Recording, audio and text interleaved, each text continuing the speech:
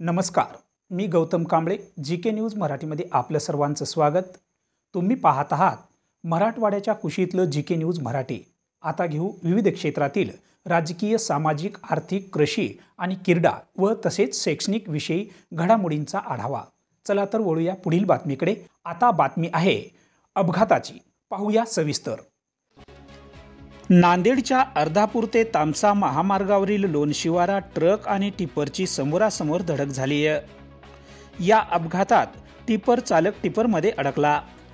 चालकाला बाहेर काढण्यासाठी जेसीबी आणि कटरच्या साहाय्याने बाहेर काढण्यात आले. मोठ्या प्रमाणात दोन्ही गाडीचा समोरचा भाग चुरा झालाय.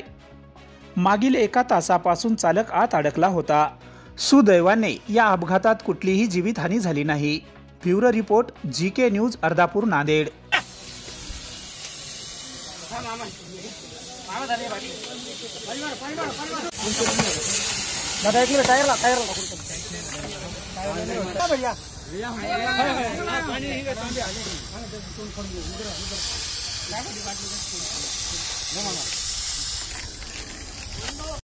तुम्ही पाहत आहात महाराष्ट्राच्या कुशीतलं जी.के. न्यूज मराठी.